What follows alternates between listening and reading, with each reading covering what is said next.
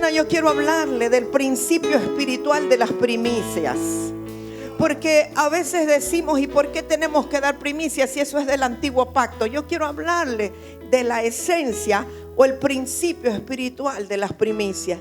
Pero quiero comenzar diciéndole o hablándole de 3 fiestas importantes, así someramente, solo para que usted se ubique.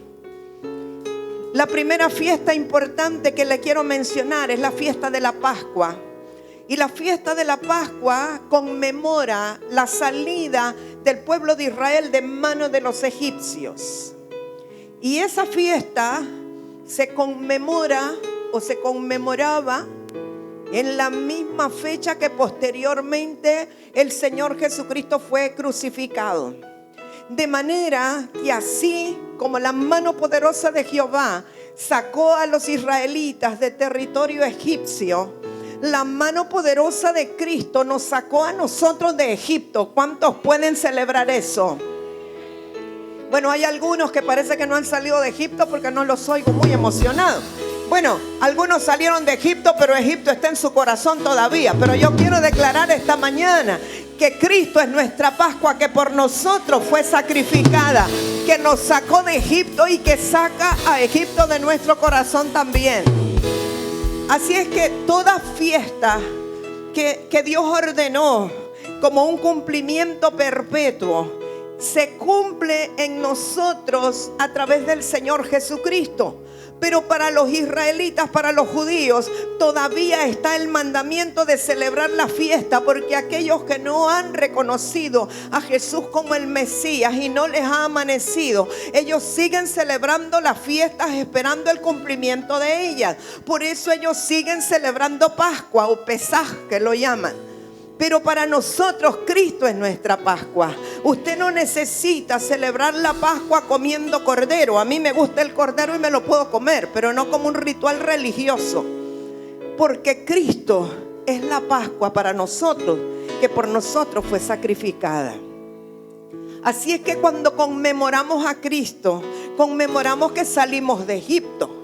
Pero el pueblo de Israel sigue celebrando la Pascua. Y algunos otros, siendo creyentes, estando ya en el cumplimiento de la promesa, han retrocedido y siguen celebrando las fiestas judías como si no se hubieran convertido. No sé si me está captando. Cuando nosotros ya tenemos a Cristo y sabemos que Él nos sacó de Egipto y Él es nuestra Pascua, no tiene sentido que usted celebre la fiesta del Pesaj, porque para usted y para mí ya es una realidad. No estamos esperando un Salvador que nos saque de Egipto. Ya Él fue crucificado por nosotros. Pero 3 días después de la fiesta de Pascua, del Pesaj, entonces se encuentra la fiesta de las primicias de la cebada. Quiero que entienda algo. Israel, debido a sus condiciones climáticas, tienen la capacidad de celebrar 2 fiestas de primicias. Una que es la primicia de la cebada y otra que es la primicia del trigo.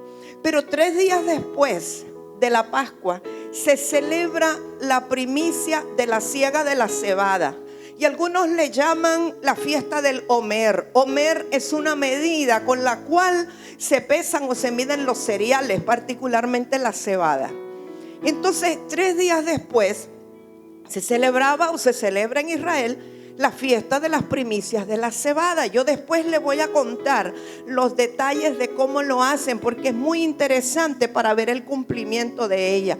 Ahora, ¿por qué es importante para nosotros como hijos de Dios la fiesta de las primicias o el cumplimiento de esa fiesta de las primicias? Porque ese día, 3 días después de la Pascua, es cuando Cristo resucitó. O sea que la fiesta de las primicias de la cebada coincide con la resurrección de Cristo. Ahora, obviamente, usted no celebra tampoco el domingo de resurrección, o espero que no sé, ¿verdad? El domingo de resurrección, porque para usted Cristo resucitó no hace 2000 años, sino que el día que usted entró en esa vida con un Cristo vivo, Él para usted está resucitado el día que usted lo reconoció. No sé si me estoy dando a entender. No es tan importante que resucitó hace 2000 años, porque si Él resucitó hace 2000 años, pero usted no lo reconociera a Él vivo y resucitado, es como que no hubiera resucitado. O si usted solo cree en un Cristo crucificado, en un Cristo que usted lo anda colgado aquí en un crucifijo grande, o aquí ahora en unas pulseritas también anda en la cruz el Cristo, o tiene por ahí en la casa un crucifijo y el Cristo, y para usted solo está crucificado y Él no ha resucitado, entonces para usted las primicias no se pueden celebrar. Me estoy dando a entender. Entonces ellos, el día de la fiesta de las primicias de la cebada, ellos traen lo mejor de la cebada. Y ya le voy a decir los detalles, pero también se celebra el día de la resurrección. Ahora, 7 semanas más tarde viene la cosecha del trigo. Y 7 semanas más tarde, que son 49 días, si usted lo suma, 50 días después, es la fiesta de las primicias del trigo, que se le llama también la fiesta de las cosechas o Pentecostés. Y eso lo que celebra es la venida del Espíritu Santo. Ahora, usted no va a celebrar con espigas de trigo, porque el Espíritu Santo ya vino y está con nosotros. El Espíritu Santo descendió el día de Pentecostés, cuando ellos estaban celebrando la fiesta de las cosechas, y Dios puso su sello, enviando al Espíritu Santo en el aposento alto, y entonces se convirtió en una doble celebración. Es más, en una triple celebración, porque sabe que ese día, el día que estaban celebrando las fiestas de las primicias del trigo, también estaban celebrando que la Torá había sido entregada en el monte Sinaí a Moisés. O sea que son 3 celebraciones. Se entregó la Torá, se entregaban las primicias del trigo. Usted sabe, la escritura dice: te daré lo mejor del trigo. Y también vino el Espíritu Santo en Pentecostés, o la fiesta de las primicias del trigo. Vamos a darle un aplauso al Señor, porque Él es bueno y para siempre su misericordia. O sea que de acuerdo a esas fiestas establecidas, si nosotros fuéramos a ceñirnos por eso, habría 2 primicias, la de la cebada y la del trigo. Quiero decir que la cebada era el cereal que comían los pobres, y el trigo era para los de una mayor capacidad económica. Por eso cuando Boaz, o Boaz, como dicen algunos, tenía campos, ¿de qué eran los campos de Boaz? Dígalo sin miedo, usted lee la Biblia en el libro de Ruth. Bueno, entonces eran de trigo. Y bueno, sabemos que Ruth, la que llegó a ser la esposa de Boaz o de Boaz, representa a la iglesia. Y Boaz, que la cubre, le da de lo mejor del trigo.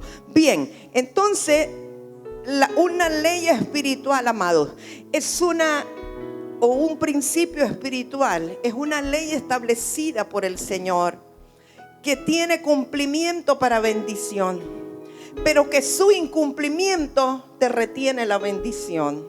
Y todo en la escritura tiene una esencia o un principio espiritual que tenemos que rescatar. No la forma, no la instrucción dada a Israel, sino la esencia de la instrucción que Dios dio. Es decir, en esto de las fiestas, y vamos a hablar particularmente de las primicias, la esencia que tenemos que rescatar o el concepto que tenemos que rescatar es lo que significa que las primicias son para Dios. Y de eso vamos a hablar. Pero fíjese que la palabra hebrea para primicias significa una promesa por venir. Cuando el hebreo estaba entregando primicias, él estaba asegurándose el cumplimiento de una promesa de algo que iba a venir. O sea, lo hacían futurísticamente. No lo hacían tanto, porque a veces nosotros decimos, fíjese, nuestra mentalidad occidental es: bueno, según cómo me haya ido este año, entonces de ahí voy a apartar para la primicia. El israelita no. El hebreo era: esta es una promesa por venir, por lo tanto, aparto lo mejor para asegurarme una gran cosecha. O sea, tenemos que cambiar nuestra mentalidad de lo que significa las primicias. Entonces, fíjese que en el tiempo antiguo, yo le voy a hablar de cómo era la fiesta para que entendamos el contexto. Pero en el tiempo antiguo, para la fiesta de las primicias, conllevaba un gran preparativo. El colectar esos granos eran meses de preparación, amados. No era un asunto de un día antes, como a veces nosotros lo hacemos. No, eran preparativos de antemano. Fíjese que cada familia de los israelitas estaban pendientes de los primeros brotes o de los primeros granos. Y cuando designaban que ese era el primer brote, entonces le amarraban un hilito rojo, una cinta roja a ese brote o a esa espiga que iba saliendo, y decía: esto es apartado para el Señor. Y le ponían una señal para que no se fuera a perder. Es como alguien que tenga, no sé si hay alguien aquí que tiene ganado o no. ¿Alguien tiene vacas? Aleluya. Hermano Marvin tiene ganado. Y que entonces cuando ve que tiene una vaca que tiene todas las características, la queda viendo y dice: wow, está bien encastada, tiene de parto suizo, como se le ve de rectecito el lomo, va a ser una buena vaca. Y mire la ubre que tiene, y bien inseminada, y de pronto nace el mejor semental que ha podido tener. Rapidito se para el ternerito, tiene un brillo en la piel, ¿verdad? Y todo, y dice: este es apartado para el Señor, porque este es lo mejor de lo que me ha nacido. Entonces así era el pueblo. Señalaba los primeros brotes y lo mejor, y decía: esto es para el Señor. ¿Por qué? Porque ellos entendían un principio: si yo reservo esto para Dios, el resto de mi cosecha está asegurada. Ese es el principio espiritual detrás de las primicias. Cuando yo consagro algo para Dios, el resto está asegurado. Y sabe, en el modelo de Dios, amados, porque la forma puede variar, pero la esencia y el modelo, cualquier cosa que es primero, te establece el resto. Te establece cómo va a ser. Lo primero es la raíz, y desde allí es que viene el desarrollo de todo lo demás. Ahora, hubo un hombre que cumplió el principio de las primicias sin que existiera el concepto como tal, y ese fue Abel. Nosotros vemos que dice, yo le voy a leer, si usted quiere puede buscarlo, Génesis 4, verso 3. No se había establecido ninguna ley de primicias todavía en el antiguo pacto. Abel es previo a la ley. Y Génesis 4, verso 3 dice: y aconteció andando el tiempo que Caín trajo del fruto de la tierra una ofrenda a Jehová. Y Abel trajo también, fíjese si lo tiene allí, trajo de los primogénitos, subraye los primogénitos de sus ovejas, luego subraye de lo más gordo de ellas. Y miró Jehová con agrado a Abel y a su ofrenda, pero no miró con agrado a Caín y a la ofrenda suya. Y se ensañó Caín en gran manera y decayó su semblante. Fíjese que en la escritura no dice que Dios les haya pedido primicias, como que de ellos nació el traerlo, o probablemente sus padres les hayan enseñado a dar primicias a Dios. Pero dice que con el andar del tiempo, entiendo que cuando ellos ya fueron maduros y tuvieron sus propios recursos, o sus propios plantillos, o su propio ganado, ellos trajeron al Señor. La gran diferencia es que Abel escogió de los primogénitos y escogió lo más gordo. Entonces Dios mira el corazón del que trae la primicia o la ofrenda, y luego ve la condición. Pero el que tiene un corazón recto siempre va a elegir para Dios lo primero y lo mejor. Son dos condiciones que lleva en sí, o es la esencia de la primicia: lo primero y lo mejor. Entonces yo diría que 4 características de la esencia de una primicia es: número 1, elegirlo voluntariamente. No lo elijo porque me obligan, no lo elijo porque el pastor me dice que hay que hacerlo, o el apóstol me dice que hay que hacerlo. No, yo lo elijo voluntariamente porque tengo una revelación de parte de Dios. Número 2, escojo que sea lo primero, es decir, antes de usar ese dinero para comprarme algo para mí, para un vestido, lo que sea, lo primero es para el Señor. Entonces ese es un principio que siempre tendrá recompensa. Y lo otro es que elijo que sea lo mejor de lo mejor. Quizá decir, tengo que superar a la primicia del año anterior, que sea lo mejor. Es posible que haya personas ya orando. Yo por lo menos lo he estado haciendo. Señor, permíteme traer una primicia que sea lo mejor de lo mejor. Entonces, y la cuarta es pues que hay que traerla al Señor. Obviamente, después vamos a ver cuando fue establecido que la trajeran a los sacerdotes. Pero en este caso sería a los padres de la casa que representamos al Señor en este lugar. Pero luego vamos a hablar de eso.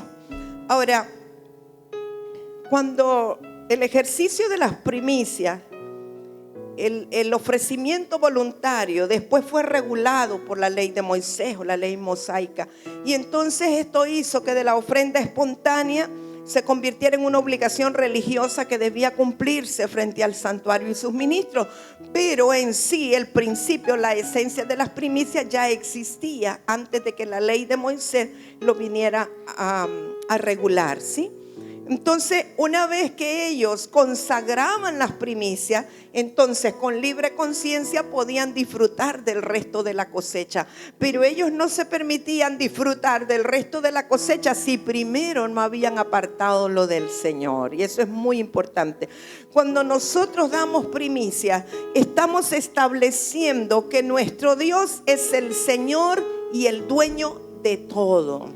Le estamos diciendo, reconozco que todo es tuyo y te voy a devolver esto como una señal de que reconozco tu señorío sobre todo lo que me has dado a administrar.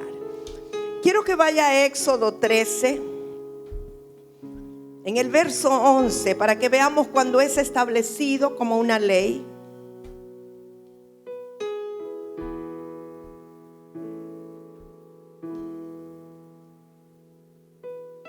Dice, y cuando Jehová te haya metido en la tierra del cananeo, como te ha jurado a ti y a tus padres, y cuando te la hubiere dado, dedicarás a Jehová todo aquel que abriere matriz, y asimismo todo primer nacido de tus animales, los machos serán de Jehová. Mas todo primogénito de asno redimirás con un cordero, y si no lo redimieres, quebrarás su cerviz. También redimirás al primogénito de tus hijos. Yo quiero que mire bien y medite qué es lo que dice en el verso 11. Cuando Jehová te haya metido en la tierra del cananeo, como he jurado a ti y a tus padres, cuando te la hubiere dado. Mantenga eso en su corazón. Y vaya a Deuteronomio 26, que es básicamente lo mismo. Verso 1 y 2, Deuteronomio 26. Dice, cuando hayas entrado en la tierra que Jehová tu Dios te da por herencia, y tomes posesión de ella y la habites, entonces tomarás de las primicias de todos los frutos que sacares de la tierra que Jehová tu Dios te da, y las pondrás en una canasta, e irás al lugar que Jehová tu Dios escogiere para hacer habitar allí su nombre. Quiero que vea bien eso y lo vuelvo a leer cuando tengo oportunidad. Yo lo que entiendo, que Dios no le pide primicias al que está en esclavitud. Vamos, ¿cuántos libres se gozan esta mañana? Dios no les pidió primicias cuando estaban esclavos de Faraón. Dios no les pide primicias mientras pasaron por el desierto. Pero le dice, la ley estaba establecida desde ya, pero se cumple hasta que ellos entran a la tierra que habían de poseer, a la tierra de Canaán. Y les dice, cuando entrares a la tierra que Jehová tu Dios te dijo que tendrías por heredad, de acuerdo al pacto que hizo con vuestros padres, entonces tendrán que traer lo mejor que hay allí en la tierra. Yo quiero saber cuántos hay aquí que ya están en la tierra de su heredad. Vamos, levante su mano. Aquellos que ya tomaron posesión de lo que Jehová su Dios les ha dicho que tendrían. Aquellos que tienen algo propio, un negocio propio. Para empezar, desde que usted tiene salvación, usted ya comenzó a poseer la tierra de su heredad. La salvación es el regalo más grande que usted podría tener. Y si Dios te ha dado una familia, Dios te ha dado algo para administrar, tú tienes autoridad sobre eso. Las primicias son para Dios, pero vienen de aquellos que tienen algo que Dios les dio. Y si hay alguien que está en esclavitud todavía, no hemos cerrado este lugar para que vengan y digan: yo no quiero ser más esclavo del diablo, yo quiero salir de Egipto, yo quiero comenzar a vivir en libertad.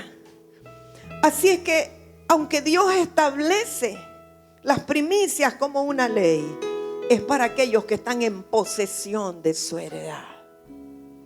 Algo tenemos todos, ¿verdad?, que Dios nos ha dado para administrar.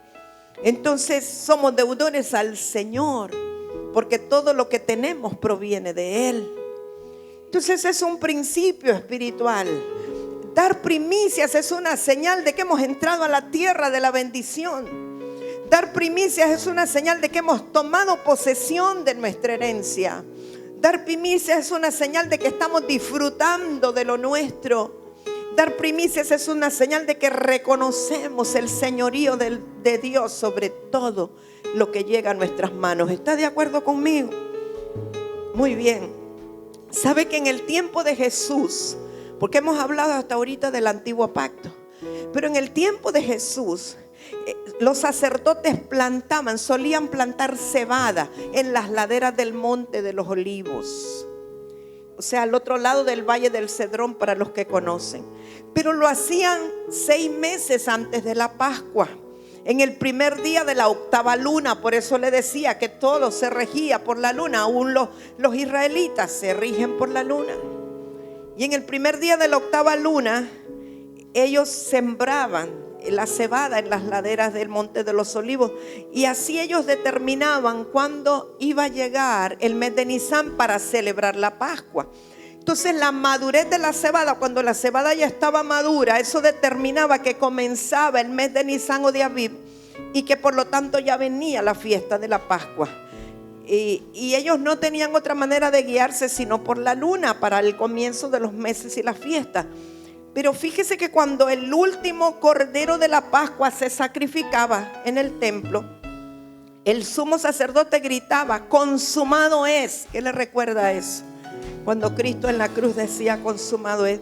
Y entonces todos los corderos de la Pascua eran llevados desde el templo a los hogares, y entonces en las familias los preparaban antes de la puesta del sol. El Señor Jesucristo fue bajado de la cruz antes de la puesta del sol. Por eso es que Él es nuestro Cordero Pascual.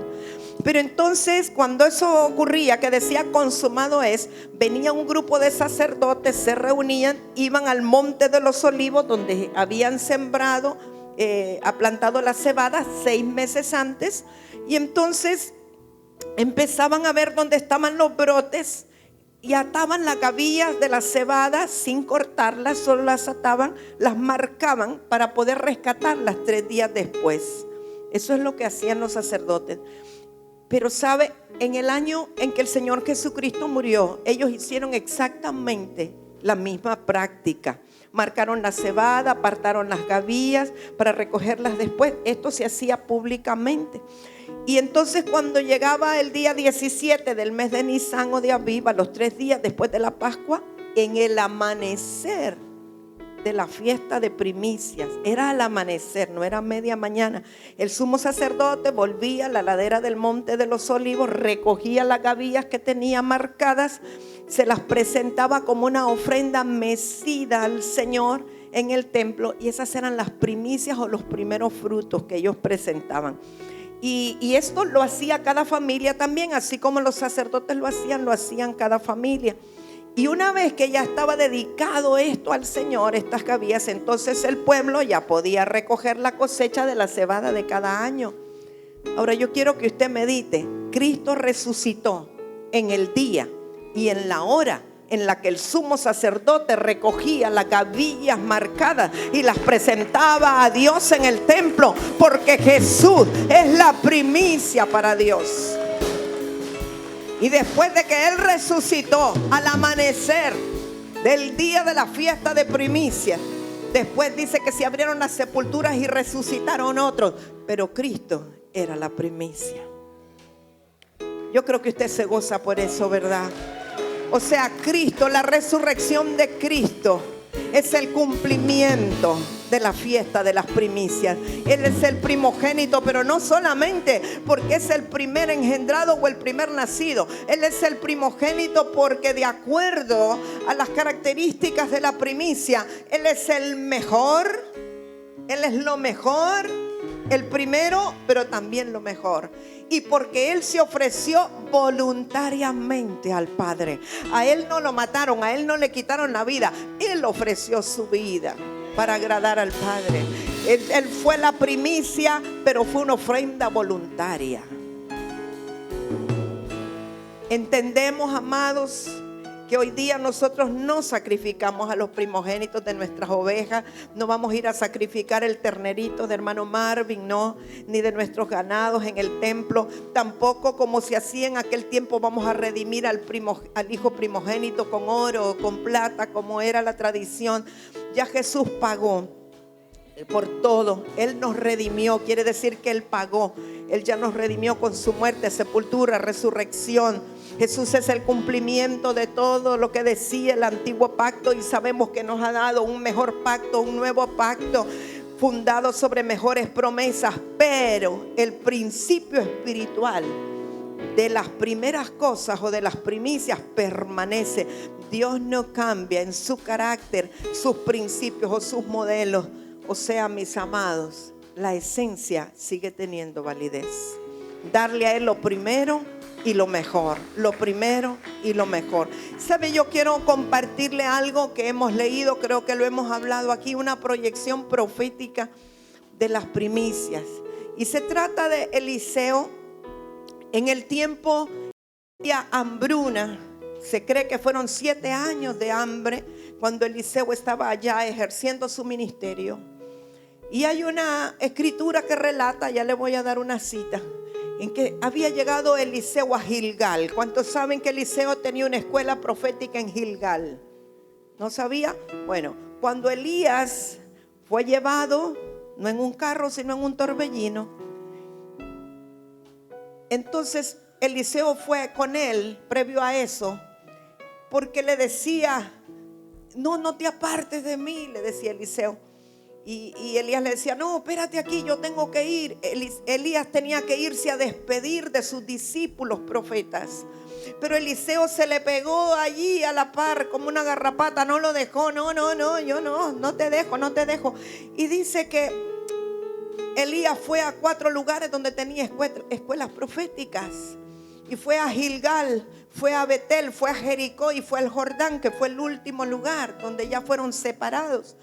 Pero Gilgal fue de los primeros lugares. Y entonces ahora Eliseo está visitando, está haciendo viajes proféticos para visitar las escuelas proféticas que estaban establecidas. Y era el tiempo de la hambruna. Y eran como 100 profetas o estudiantes o aprendices de profetas los que habían ahí. Y como había mucha hambre, en la escuela de los profetas no tenían ni que darle de comer ni al mentor, al profeta mentor, ni a los estudiantes. Ahí tenían que ver la obra sobrenatural de Dios si querían comer. Así que Eliseo dice que le dijo a su criado, que probablemente, no sé si era Giesi o era alguien más, le dice, pon una olla grande y voy a enviar a otro que traiga algo de ahí del campo para que hagamos una sopa. Y es como que usted en este tiempo diga un poquito de culantro, aunque sea, le echamos agua y algo vamos a comer. Así que este aprendiz de profeta va, no conoce, no tiene discernimiento y agarra unas calabazas silvestres, una calabacera, y las lleva y las ponen en la olla que el criado había preparado. Resulta que cuando viene otro que va a servir, dice, no, en esta olla hay muerte. Se da cuenta que son toxinas, probablemente hayan sido hongos, a saber qué. Y entonces Eliseo no le dice, bótala, Dice, un momentito, yo tengo el antídoto. ¿Cuántos saben que los profetas genuinos de Dios tienen el antídoto para la intoxicación? Estoy hablando espiritualmente. Y dice, vamos a echarle harina. Y realmente la harina era un grano grueso de trigo probablemente. Y se le echó a la olla. La harina en sí no tiene ninguna propiedad como antídoto contra una toxina. Fue la palabra del profeta que dijo, no, esto va a nulificar el veneno. Así que nulificó el veneno y le dijo, denles ahora de comer. Pero en ese momento, tiempo de hambruna, oiga bien, tenían gran hambre, se presenta un hombre. Y allí es donde quiero que leamos. Segunda de Reyes, capítulo 4, verso 42. Aleluya. ¿Cuántos se gozan? Vino entonces un hombre de Baal Salisa, de hecho dice Salisa, el cual trajo al varón de Dios. Diga conmigo qué es lo que dice aquí que trajo. Fuerte, que se oiga como que usted está leyendo bien ahí. Panes de primicias. Quiero explicarle que lo que quiere decir es que con la cebada de las primicias habían hecho estos panes. 20 panes de cebada. No crea usted que eran hogazas, eran pancitos. ¿Ha visto unos bollitos que venden así? 20 pancitos así eran. Y trigo nuevo en su espiga. Y él dijo, da a la gente para que coma. ¿Quién dijo? Eliseo, de lo que acaba de recibir del varón de Baal Salisa. Y respondió su sirviente, ¿cómo pondré esto delante de 100 hombres? Pero él volvió a decir, da a la gente para que coma, porque así ha dicho Jehová, comerán y sobrará. Entonces lo puso delante de ellos y comieron, y les sobró conforme a la palabra de Jehová. Muchos cuando comparten esto, realzan que ajustó porque era un pan de primicias, pero yo quiero verlo de otro ángulo. Yo creo que ajustó y sobró por la palabra del profeta, que dijo, así ha dicho Jehová, ajustará y sobrará. Pero yo lo que quiero enfocar es lo siguiente. Mire, Eliseo estaba en Gilgal y este lugar estaba muy cerca de Baal Salisa. Pero cuando usted lee en el Talmud babilonio, dice que en ese lugar de Baal Salisa los frutos maduraban antes por el tipo de clima. Es posible que todavía Israel no estaba celebrando fiesta de primicias, sino que él era una excepción, que porque los frutos maduraban antes, él tenía las primicias. Pero lo que quiero que veamos es que, no sé si usted se lo ha preguntado, pero yo empecé a inquirir, bueno, ¿y esto por qué? Estaba escrito en el libro de Éxodo y en Deuteronomio que las primicias se le llevaban al sacerdote o a los sacerdotes, y todos eran levitas. Eliseo no era un levita, pero ¿qué es lo que pasaba? Todos los sacerdotes se habían corrompido. No habían verdaderos sacerdotes, todos estaban en pecado. Y entonces, a falta de los sacerdotes, la gente que estaba consagrada a Dios consideraban a Eliseo un digno representante de Dios en la tierra, y por eso le llevaban a él los panes de primicia. Vamos a darle un aplauso al Señor. ¿Sabe lo que yo aprendí con eso? Que también la práctica de primicias, el que entrega primicias, está reconociendo que sus autoridades espirituales son dignos representantes de Dios, que no se han contaminado y que saben administrar las primicias. Denle un aplauso al Señor. Porque cuando de pronto alguien tiene autoridades corruptas, uno dice, no, ¿y yo para qué le voy a llevar a saber qué va a hacer con ellos? Pero cuando tú le has dado tu voto de confianza a tus autoridades espirituales y sabes que van a hacer algo bueno y justo con ellos, tú no tienes reservas en llevar las primicias. Y yo espero que el Espíritu de Dios te hable este día, esta mañana, y que venga una revelación y una convicción para que libremente podamos venir y entregar primicias. Mire, a Dios no se le puede cuestionar, amados. Nunca le podemos ganar a Dios y nunca podemos decir, ay, ¿será que es mucho? ¿Será? ¿Sabe? A mí me sorprendió una hija ministerial que probablemente esté conectada ahora. Dios le habló y le dijo que entregara primicias todas las semanas. Y ella comenzó a hacer depósitos a la cuenta del ministerio los lunes. Yo, wow, porque hay personas que vienen y me dicen, ¿y cuándo debemos entregar primicias? O sea, el principio espiritual está vigente. Usted no tiene que esperar una fiesta que sea después de la Pascua, ni una fiesta que sea en Pentecostés para entregar primicias. Porque esto es lo que vale, y lo que estamos reactivando y rescatando es un principio espiritual que nos va a nosotros a proteger la cosecha o la producción o a lo que usted se dedique. Entonces esto es un asunto del corazón y es un asunto de revelación. Habrá personas que digan, de cada proyecto que me salga yo voy a entregar primicias. Los que son cafetaleros quizá digan, en cada cosecha yo entrego las primicias, o depende cuál es el rubro.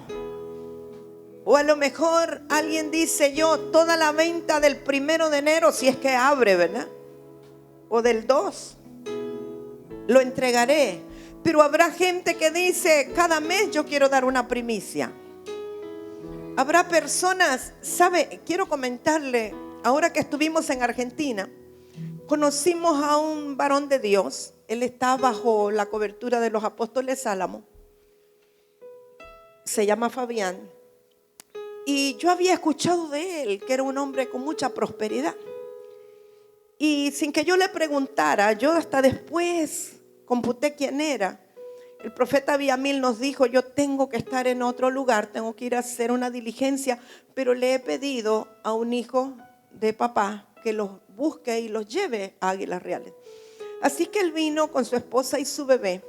Y en lo que íbamos en el camino, que de Luján a Águilas Reales, bien fue como 1 hora, él comenzó a contarnos que ellos realmente viven en un lugar que se llama Campana y la congregación es pequeña, pero dice que a nivel de familia Dios les habló y les dijo que se reunieran cada mañana y cada noche como familia.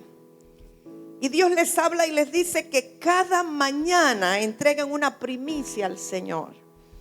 Y la esposa nos cuenta que ella dijo, yo, ¿cómo? ¿De dónde? No tienen otra cosa más que la congregación, no tienen ingreso. Dice, ¿de dónde vamos a entregar una primicia cada mañana? Pero el esposo estaba tan seguro que Dios le había hablado. Y en la noche un altar de adoración, todos los días de Dios. Ese hombre entró en una prosperidad. ¿Sabe qué le ocurrió? Y todos lo testifican. Dice que empezó a encontrar dinero sobre la mesa. Lo primero que le aparecieron fueron $1,000 sobre la mesa del comedor. Y empieza a encontrar dinero por todos lados que no sabe de dónde llegó. Yo sí sé de dónde llegó. Estoy testificando de alguien, no mío, pero a mí eso me impactó. Y yo quedé pensando, realmente a Dios no le podemos ganar. Nunca podemos decir es demasiado para Dios. Es un principio. Y ellos todos los días dan primicias, asegurando lo que van a recibir en el día. Y es increíble. O sea, lo último que dijo que habían recibido, ¿tú te acuerdas cuánto era? Pero dijo una cantidad. Le han aparecido depósitos en la cuenta bancaria. No sé si fueron $3,200. 25,000 pesos, 65,000 pesos argentinos que le aparecieron en la cuenta bancaria, no saben de dónde. Tienen un auto nuevo, están prosperados, pero ellos le dieron primero a Dios. Y yo decía, ¿cómo? Sí, ¿con qué frecuencia? Y me encontré con esto. Vaya a 1 Corintios, capítulo 16, verso 2.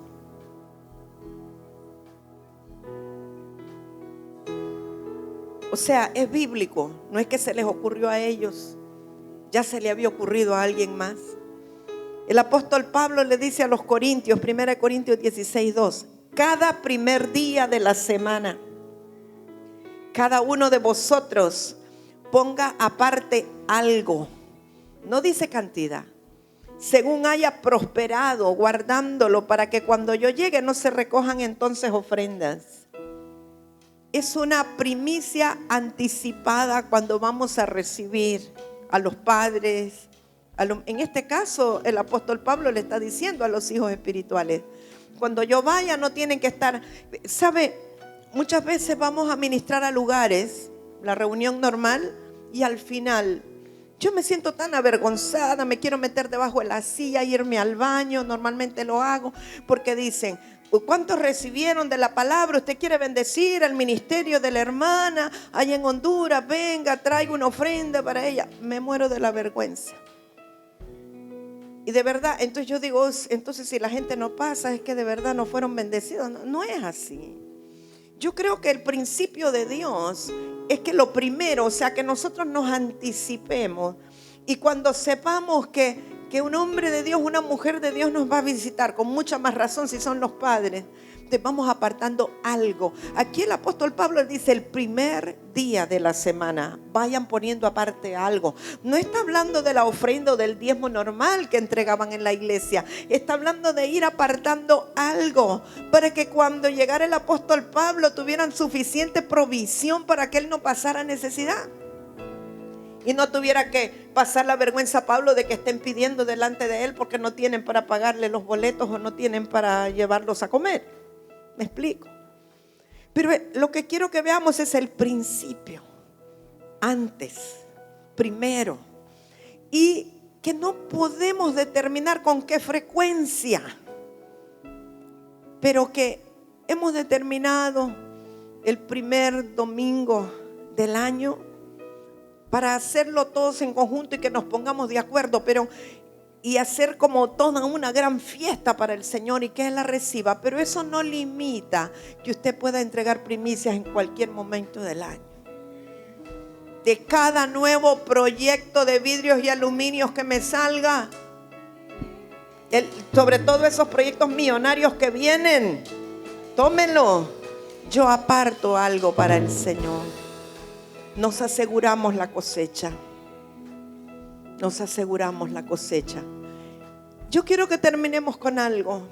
Es una escritura muy conocida para ustedes, pero quiero verlo desde antes. Proverbios 3. No quiero solo el verso 9, quiero desde el verso 5, quisiera que lo veamos. Proverbios 3,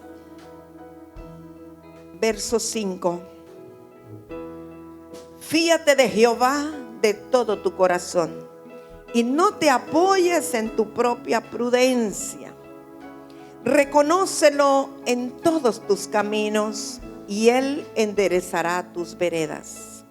No seas sabio en tu propia opinión, teme a Jehová y apártate del mal, porque será medicina a tu cuerpo y refrigerio para tus huesos. Honra a Jehová con tus bienes y con las primicias de todos tus frutos, y serán llenos tus graneros con abundancia, y tus lagares rebosarán de mosto. Amado, aquí es Salomón, está dándole instrucciones a su hijo, instrucciones valiosas para la vida. Y la primera cosa que le dice: no te apoyes en tu propia prudencia, sino que confía en el Señor. No es que es malo ser prudentes. Lo malo es creer en nuestra prudencia antes que en la sabiduría de Dios o en la ley de Dios. Por mucha experiencia que tengamos en algo que sabemos hacer, no nos confiemos de esa experiencia. Consultemos al Señor, pidamos sabiduría a Dios, tomemos las decisiones con la sabiduría del Señor. Debemos reconocerlo en todos nuestros caminos, y dice: y Él enderezará tus veredas. ¿Cuántos de nosotros quizás, amados, andamos caminando por veredas torcidas en más de alguna área? Quizás no está usted todo torcido, pero hay veredas. que pueden estar torcidas. Pero cuando nosotros confiamos en el Señor y dependemos de Él y de su sabiduría, Él enderezará nuestras veredas. No vamos a tener que enderezarlas nosotros. Él las va a enderezar si confiamos en el Señor. Mire, levante su mano, por favor. Comprométase con el Señor en este momento, usted a nivel personal. Dígale: Señor, perdóname porque he estado confiando en mi propia prudencia, en mi propia opinión. Yo me dispongo a partir de este tiempo a confiar en ti, Señor, a apoyarme en ti, Señor. Por favor, endereza mis veredas, aquellas que estén torcidas, aquellas cosas que aún yo creo que están bien y no están bien, y tú lo sabes. Endereza mis veredas, Señor, porque yo me dispongo a confiar en ti, a confiar en ti. Declaramos que nuestros caminos, amados, se alinean con el camino del Todopoderoso, y que nuestras veredas se alinean con la vereda que conduce a la vida eterna. Queremos reconocerte, Señor, en todo camino. Queremos que tú seas el Señor, que tú seas el primero, aunque sea algo sencillo. Teme a Jehová, amado, y apártate del mal. Temor a Jehová es amor con respeto. El sabio ve el mal y se aparta. Apártate de todo mal que te acecha y que te asedia. Teme a Jehová. El temor a Jehová nos impide pecar. El temor a Jehová nos impide hacer cosas que no están correctas delante de Él. Teme a Jehová y apártate del mal. Que el Señor nos dé la fuerza para apartarnos del mal. Hay veces que hemos hecho contratos, hemos hecho arreglos con personas que nos conducen al mal y después no sabemos cómo apartarnos. Pero yo quiero declarar este día que por el temor a Jehová, el amor a Él, tendremos la fuerza y la capacidad de apartarnos del mal. ¿Sabe? Yo espero que este día, al ustedes recapacitar en cosas incorrectas que han hecho y si han afectado a otros hijos de Dios, antes que sea medianoche ustedes puedan pedir perdón y comiencen a actuar con temor a Jehová y podamos apartarnos del mal con la fuerza del Señor. O sea, todo esto es previo a lo que dice aquí, porque será medicina a tu cuerpo. ¿Qué es medicina a nuestro cuerpo? Temer a Jehová y apartarnos del mal. Confiar en el Señor y no en nuestra propia prudencia. Yo quiero declarar que en la manera, en la medida que nosotros hagamos lo que dice esta escritura, encontraremos salud para nuestro cuerpo, medicina a nuestro cuerpo, refrigerio para los huesos. Vamos, si usted está padeciendo de alguna situación de salud, póngase en pie. Si usted tiene algún problema en sus huesos, póngase en pie. Declare esta palabra, diga: yo me he determinado hoy a entrar en una dimensión de temor de Jehová. Yo me he determinado hoy a apartarme del mal. Por lo tanto, yo recibo la medicina en mi cuerpo, recibo el refrigerio en mis huesos. Declaro una unción sanadora por causa de la vida de Dios en mí, por la causa de la vida del Señor en mí, por la causa de que estoy alineándome a sus caminos y mis veredas son enderezadas. Vamos, comience a tomar esa sanidad, comience a declarar sobre sus huesos, comience a declarar en su cuerpo, comience a declarar ese milagro sobrenatural, esa sanidad extraordinaria que usted necesita, que solo el Señor le puede dar. Gracias, Dios. En ti está la salud, en ti está la vida, Señor. Gracias, Dios Todopoderoso, por este pueblo hermoso. Gracias porque yo sé que ellos también cumplirán el verso 9. Honra a Jehová con tus bienes y con las primicias de todos tus frutos. Vamos, dígale al Señor: yo quiero honrarte. Yo quiero honrarte con todos los bienes que me has dado para administrar. Yo quiero honrarte con las primicias de todos mis frutos, de todos mis frutos, de todos mis frutos. Y entonces vamos a declarar, amados, que serán llenos tus graneros con abundancia y tus lagares rebosarán de mosto. ¿Qué quiere decir que los lagares van a rebosar de mosto? Tiene que ver con el gozo, tiene que ver con la alegría, tiene que ver con el contentamiento. El deseo de Dios es que ninguno de nosotros viva emproblemado en la casa, que ninguno de nosotros viva en riña, en contienda, en problema, sino que vivamos en el gozo del Señor, que vivamos en el contentamiento, en la armonía del Señor. Y yo declaro que en la medida que nosotros honremos al Señor con todos nuestros bienes y con la primicia de todos los frutos, vamos a disfrutar, amados, de lagares llenos de mosto. Usted y yo somos esas tinajas, esos lagares. Y declaramos que tendremos abundancia de cosecha, abundancia de trigo, abundancia de mosto. La palabra de Dios es infalible, la palabra de Dios no se equivoca. Por favor, aprópiese de ella hoy, tómela, tómela. Es un tiempo de alinearnos, vuelvo y digo lo que dije al inicio. Tiempo de alineamiento con la palabra del Señor. Tiempo de alineamiento. Esa palabra de Proverbios no es antiguo pacto, es una palabra que tiene esencia para que la vivamos hoy día, todos los días de nuestra vida. Tómela como para usted, como que Salomón le escribió para usted. Aleluya. Entramos en una dimensión de obediencia, entramos en una dimensión de cumplimiento de lo que el Señor quiere para nosotros, lo que Él ha determinado, lo que Él ha destinado, lo que Él ha prometido, en el nombre de Jesús, Padre. Y declaramos que no solo los que están presentes, sino todas las familias vendrán, y todos los que faltan, y los parientes que faltan, y esta casa será llena, Señor, de todos aquellos que quieren honrarte, de todos aquellos que quieren mostrar que temen tu nombre. Padre, bendecimos a cada uno de los que está presente, y también enviamos bendición a los que están conectados. Declaramos que para ellos la palabra es sí, es amén. También ellos la reciben en el nombre poderoso de Jesús. Siga celebrando al Señor, siga celebrando al Señor.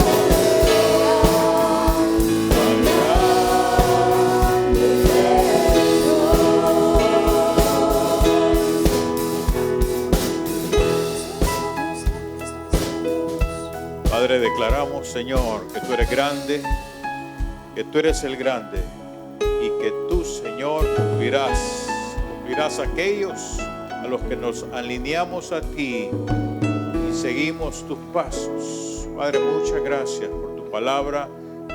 Yo declaro que la creo. Yo no sé si usted la cree, yo la creo. Y yo sé que voy a recibir lo que yo creo en el nombre poderoso de Jesús. La paz de Dios